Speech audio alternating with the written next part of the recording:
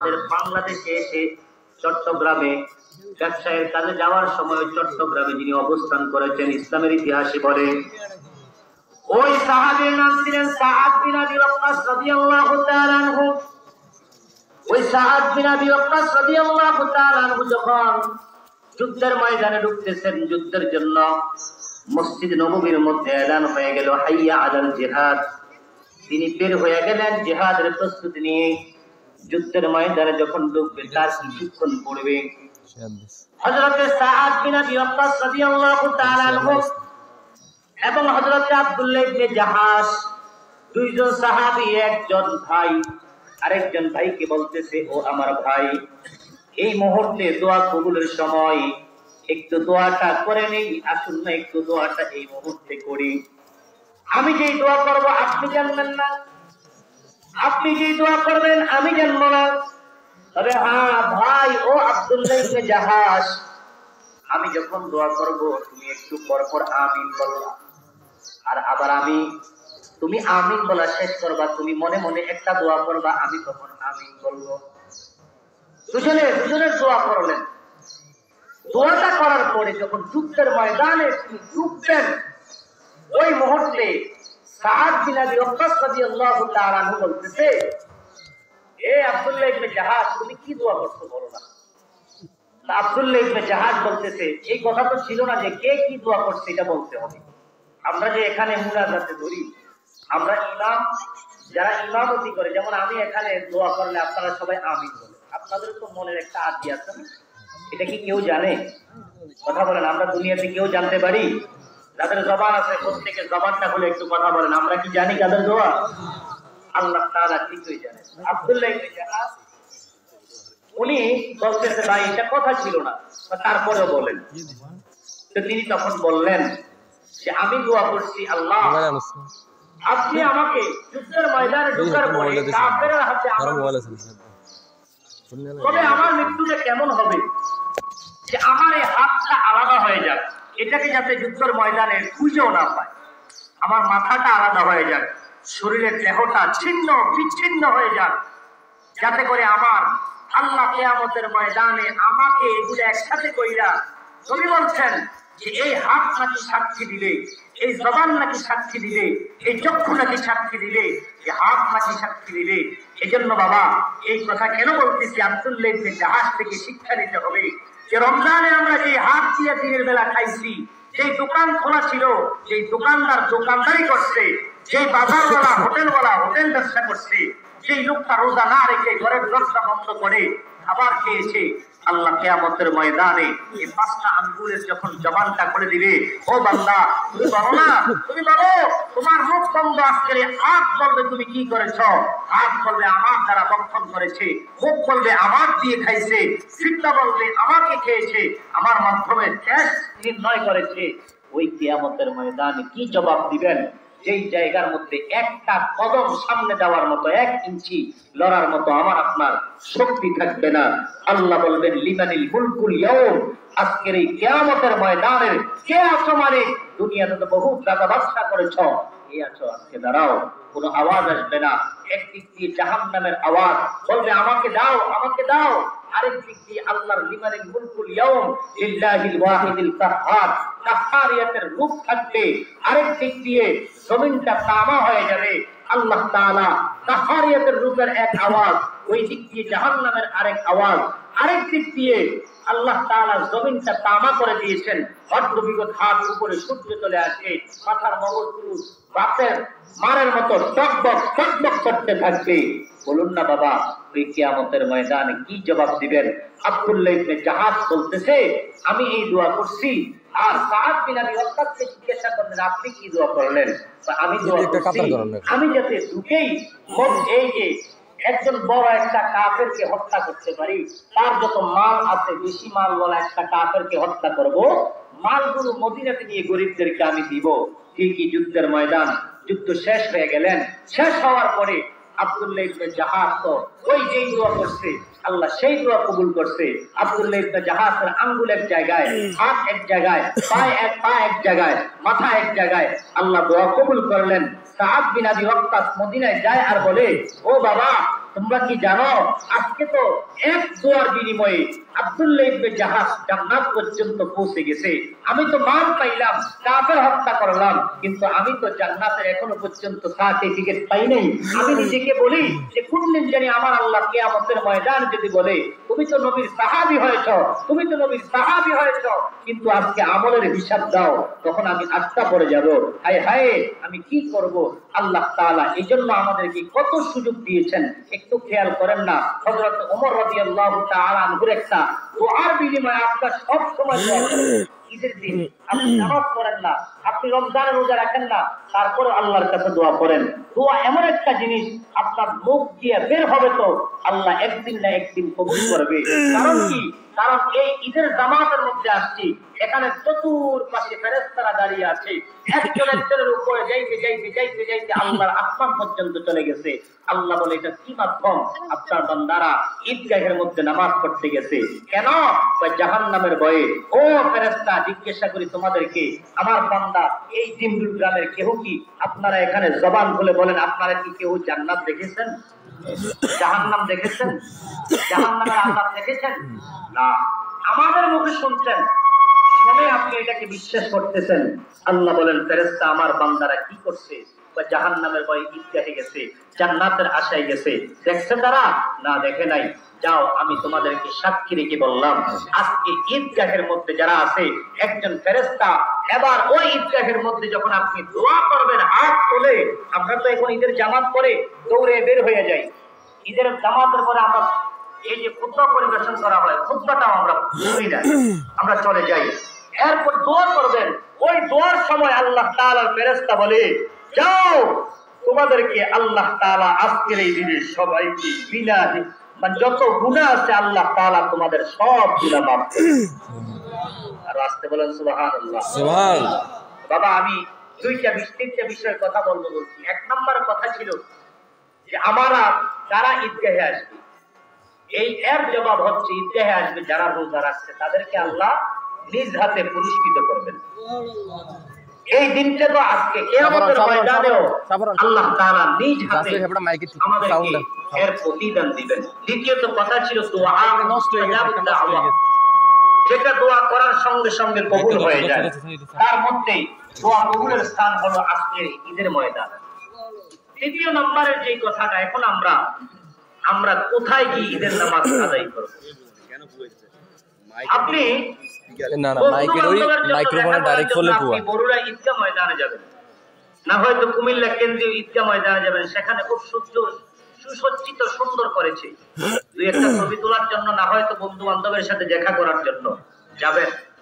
কিন্তু এখন আপনি কোথায় ঈদের নামাজ পড়লে আপনার বেশি সওয়াব হবে, কোথায় ঈদের নামাজ পড়লে আপনার লাভবান হবে, আপনি কোথায় ঈদের নামাজ পড়লে আপনি আল্লাহর কাছে হাসরের ময়দানে জবাব দিতে পারবেন যে হ্যাঁ আমি দুনিয়াতে আমার হক আদায় করে এসেছি, এটা আপনারা পারবেন একমাত্র যদি নিজের ঈদগাহে নিজে নামাজ পড়েন।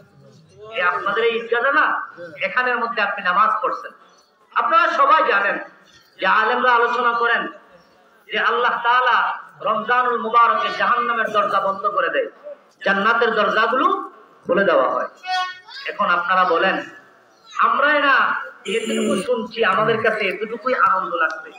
এখানে অনেকে আছেন অনেকের মা নাই, এখানে অনেকে আছেন অনেকের আব্বা নাই। আপনারা যখন শুনছেন যে কবরে আযাব বন্ধ হয়ে গেছে, আপনাদের কাছে একটু আনন্দ লাগছে, কিন্তু যে আমার আব্বা মনে হয় একটু শান্তিতে আছে। কিন্তু কবরবাসীরা হাজার হাজার গুণ আনন্দিত যখন রমজানুল মুবারক শেষ হয়ে যায়। রমজানুল মুবারক যখন শেষ হয়ে যায় তখন তাদের পেরেশানি শুরু হয়ে যায়, হায় রে ঈদের নামাজের সালামটা ফিরেইতে দেরি তো আমাদের কবরে আবার জানি কি আযাবের শুরু হয়ে যায়, হায় রে কি করব। তখন ওই বান্দাগুলো কবর থেকে আপনার আমার দিকে তাকিয়ে থাকে, কারণ আমার বাবা এখানে শুয়ে আছে, আমার মা এখানে শুয়ে আছে, আমার দাদা শুয়ে আছে, আমার দাদি শুয়ে আছে। ঈদের নামাজের পরে একটু কবরটা যখন জিয়ারত করব, ওই মুহূর্তে তো আমাদের গুনাহ সব আল্লাহ মাফ করে দিয়েছে। কবরে দাঁড়াইতে দেরি আমার আল্লাহ আমাদের মা বাবা, আমার দোয়ার কারণে, আপনার দোয়ার কারণে মা বাবার কবরকে জান্নাত করে দেন। আবার মাইকটা ঘুরে দিচ্ছে। এই দর্শে এখন আপনি লক্ষ টাকা কামদানি করেন, লক্ষ টাকা বিক্রি করেন, এটা আনন্দ আপনার কাছে লাগবে না। এখন বলাই চেষ্টা করি ছোটবেলা দিনে আনন্দ কি পান করবেন না, বাচ্চারা এখন হাসি মেহে দিয়া কত আনন্দ করতেছে। দ্বিতীয় নম্বর আরেকটা জিনিস আমাদের সমাজের মধ্যে অনেকে নারী থেকে গেছে, অনেকে চলে যাবেন গত বছর ইন্ডিয়ার মধ্যে আমি জানি দেখেছি আজকে কয়েক বছর এখানে মাইনাস হয়ে গেছে, এই এক বছরে দুনিয়ার জমিন থেকে বিদায় নিয়ে চলে গেছে। আপনারা অনেক আলোচনা করা যায়, ঈদের জামাত নিয়ে অনেক আলোচনা করা যায়, প্রতি ঈদের জামাত যদি একই আলোচনা হয় তাহলে আমরা কি শিক্ষা দিব? কিছু কিছু আলোচনা করতে হয় যেগুলো আমাদের দেশকে একটু চিন্তা করা দরকার। যেমন আমি আপনাদেরকে এই কথাটা বলতেছি, আমরা নামে মুসলমান কিন্তু কামে মুসলমান না। আমি যখন আসতেছি, আমি মোটরসাইকেল চালিয়ে আসতেছি, আপনাদের দিনগুলো বাজারে আসার পরে দেখলাম মানে মোটামুটি এমন আপনাদের একটা অভিষেক মোটা, আমার থেকে মোটা, সাদা পাঞ্জাবি করা একটা ছেলে, বয়স সম্পর্কে আমার সমানই হবে, হবে ছেলেটা দেখলাম তখন আমি নিজে নিজে বলবো এত বড় একটা ছেলে যে আতঙ্কবাদী মানে ফুটায় বাজি ফুটায় তাহলে ছোট রাখি।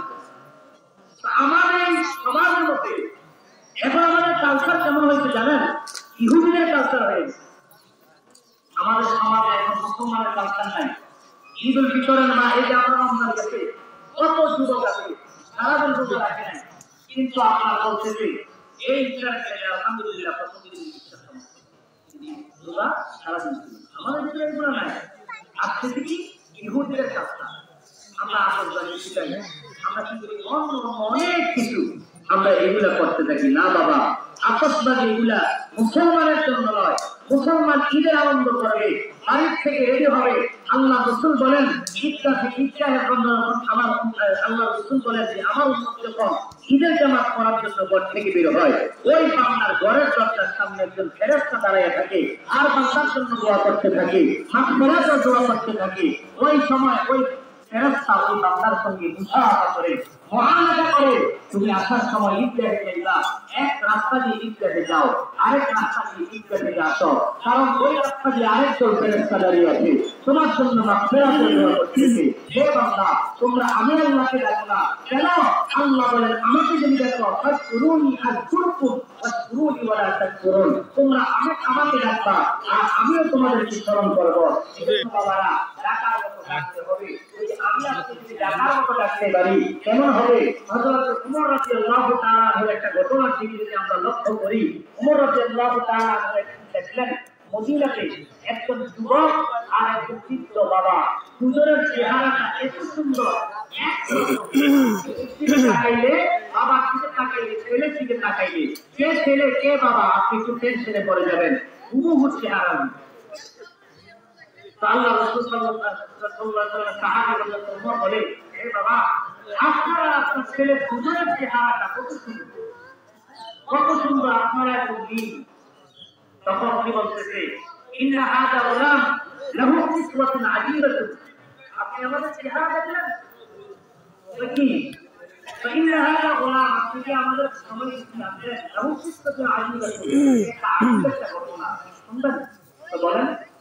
ওমর রাদিয়াল্লাহু তাআলা তাকায় রইলেন। বাবা বলতেছে যে আমি বাবা হয়ে আমি যখন আমার বিবাহের সময় আসবো, আমি বিবাহ করলাম, বিবাহ করার পরে আমার স্ত্রীর গর্ভে সন্তান, 6-7 মাসের স্ত্রী গর্ভধারী, ওই সন্তান সম্ভব আমার স্ত্রীকে দেখে আমি স্ত্রীর বসে আছে, আমি সরে রইলাম। হযরত বেলাল মসজিদ নববীতে আবার দিচ্ছে হাইয়া আলাল জিহাদ, আমি মস্ত এই হবো ঠিক ওই মুহূর্তে আমার স্ত্রী আমাকে বলতেছে, আপনি যদি আমাদের যুদ্ধের ময়দানে আপনি একটু আপনার সন্তানের জন্য একটু দোয়া করে দেন।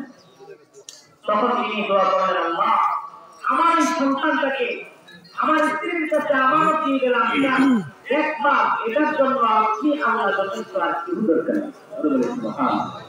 আমাদের আল্লাহর উপর ভরসা করি না, ঋণগ্রস্ত হয়ে গেছি, গ্রামীণ ব্যাংকে ঋণগ্রস্ত হয়ে গেছি, গ্রামের মধ্যে সুদের ব্যবসা করে তার কাছে গিয়ে বলি সুদের টাকা দাও, আমি তোমাকে বলি এখন সুদের হার বেড়ে ঘুষের হার বেড়ে গেছে।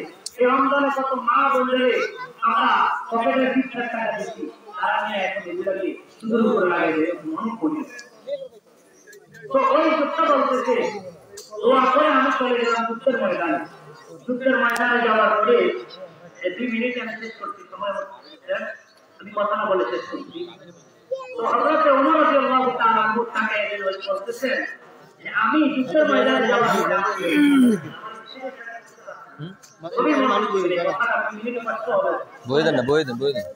এখন বাচ্চা সহকারী ইমাম আজম আবু হানিফা মাসআলা হচ্ছে বাচ্চা সহকারী বাচ্চা সহকারী দাফন করেছেন, তিনি যুদ্ধ শেষ করে আসছেন।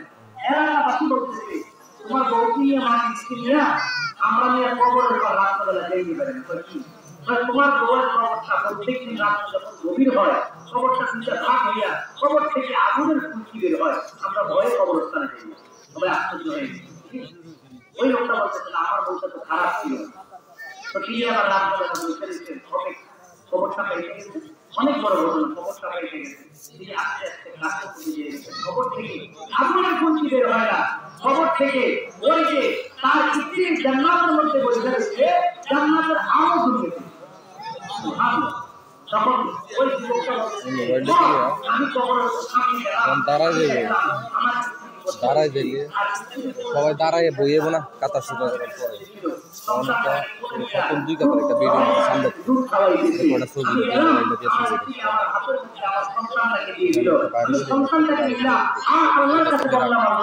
লক নাই মোবাইল, ঠিক আছে নি সামনে দেখে তুই সামনে দেখে আমি তোকে লাগা রাখছি বাচ্চা পরে আমার দাঁড়ায় সবাই দাঁড়ায় বইলে ছবিটা ফ্লাশ